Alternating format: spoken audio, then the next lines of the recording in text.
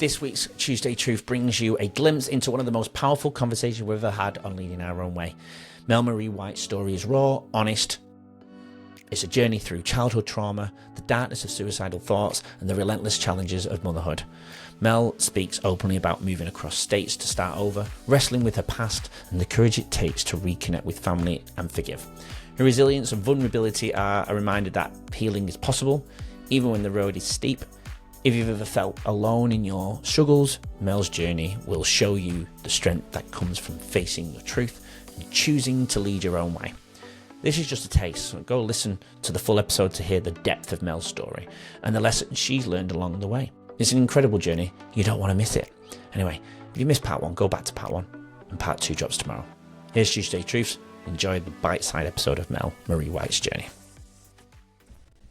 Before we dive in, I want to give a big, massive shout out to our now new proud sponsor, Eshu Skincare, a brand that truly aligns with leading our own way. This Australian-born company is dedicated to keeping skincare simple, effective, and straightforward. They've made waves in the US, even landed in Macy's and over 300 stores, and now they're back with a renewed focus on healthy skin and real results. If you want authentic skincare that fits your lifestyle, check them out in the show notes. Thanks to Eshu Skincare for supporting real stories and mental fitness on Leading Our Own Way. And if you're interested in sponsoring like Eshu Skincare, drop us a message. We'd love to connect. Yeah, growing up was really hard for me because when I was a little girl, something happened to me, which I still hold to this day. And it is hard because you feel when you're a little girl, you can't speak out.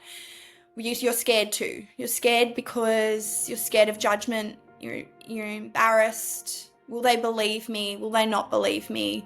You know, who's going to get in trouble? Am I going to get in trouble? You know, what are they going to do to me if they find out I spoke?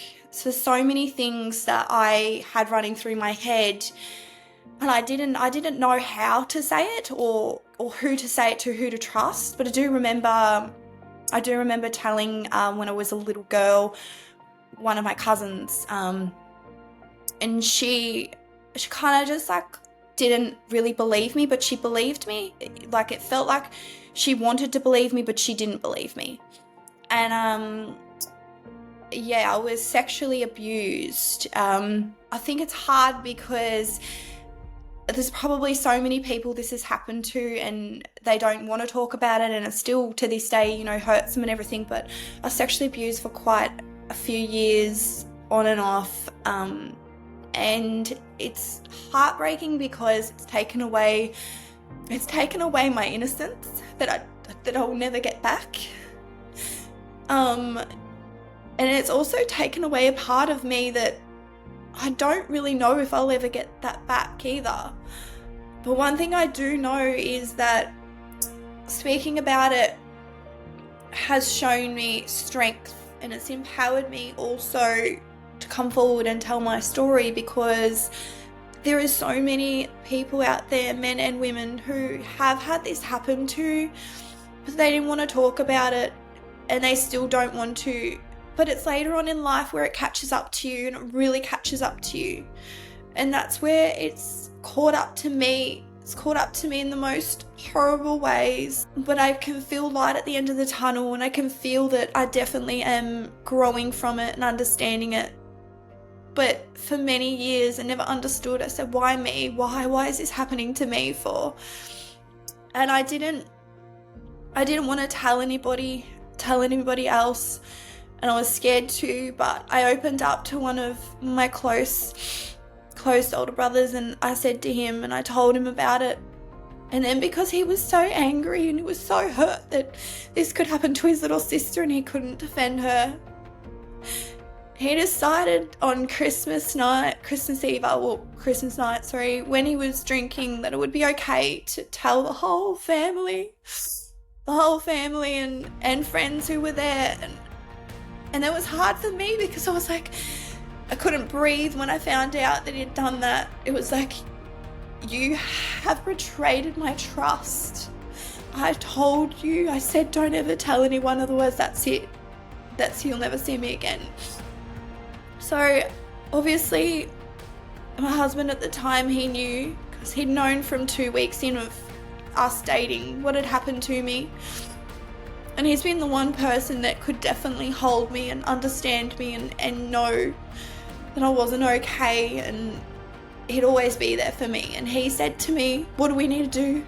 What's going to make things better? I said, there's nothing that's going to make anything better because it's out, it's done. But I don't want to be here anymore. And he said, what do you mean? I'm like, I just don't want to be here. He's like, okay, we'll sell the house, we'll leave. So that's where it takes us back to why we left. We left because I ran from the truth. I didn't want anyone to know about what happened and everything.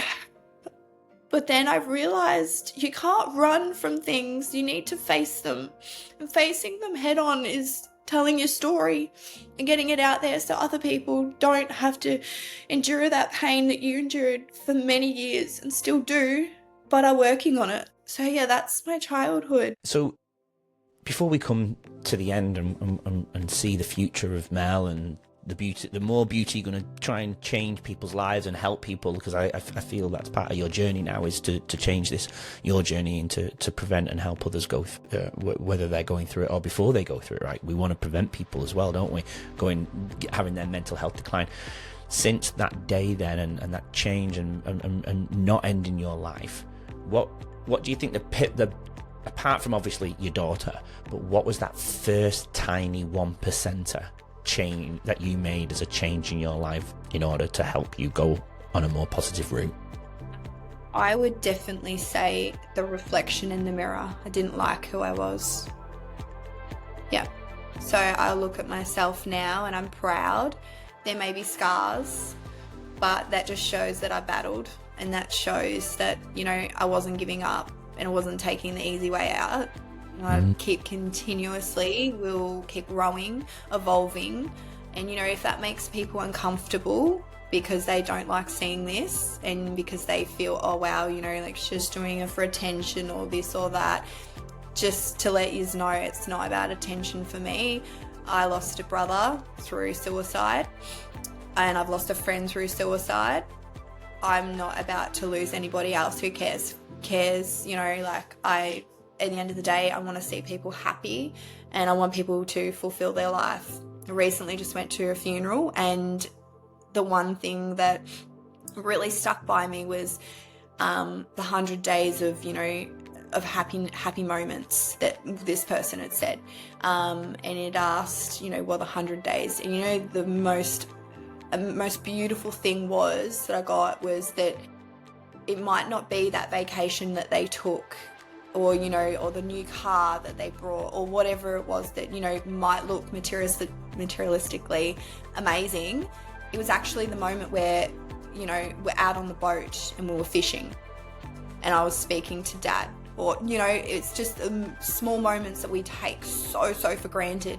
And mine could be a bike ride with my kids, which I love going on my bike rides with my kids because I love seeing them laugh. I love seeing them, mum's being youthful. She's coming down to our level. She's enjoying time. These are things that my kids are going to remember.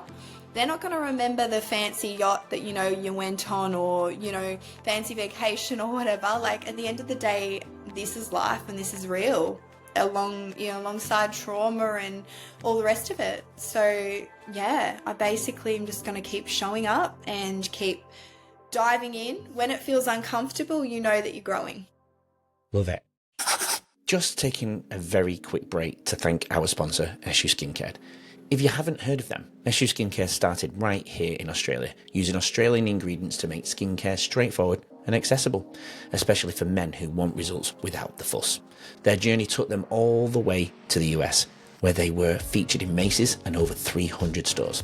Now they're back with a fresh approach, focusing on healthy skin and authenticity for everyone. I'm proud to have Eshu Skincare as a sponsor on Leading Our Own Way. See the show notes for their website and to see how you can keep your skin healthy and confident. And if you're interested in sponsoring like Eshu Skincare, drop us a message. We'd love to hear from you. Now, right back to the episode. With your son then, how was that? How has that journey evolved with you understanding what you understand now for you as a mother? Oh, it's a lot. Like, it even stems me back to my own childhood. Like, I reckon if I didn't have my son, I wouldn't know these things about myself. He's literally probably been, like, honestly, like him coming into my life, I feel like has been the biggest like blessing, because it's not only allowed me to be his mum, which is a huge blessing, but it's also allowed me to know I'm normal. Like, there's so many people out there these days who are getting diagnosed with ADHD. Like, I was diagnosed at 30 with ADHD. And my whole life, I literally was like, why do I feel different? Why is this? Why is that? And the funny thing now, I've got girlfriends now coming to me who I would never ever think would even want to know or think that they've got ADHD. But they're like, but Mel, I'm like this too. I do this. And I feel this way. And I'm like, well, maybe, you need to go and, navigate and have a look into what that means and whatnot. Because I'm no doctor, I can't diagnose people, but I do know, certain things. And it's just beautiful to know that now that's allowing people to understand that they also have got a mask on and that they're, hiding things because they don't want people to think that they're not normal. I am who I am at the end of the day, and I can't change who I am. So I'm like, it's time to just embrace that. Absolutely, I agree. Yeah, totally. So a lot of beauty has come out of that, then, isn't it?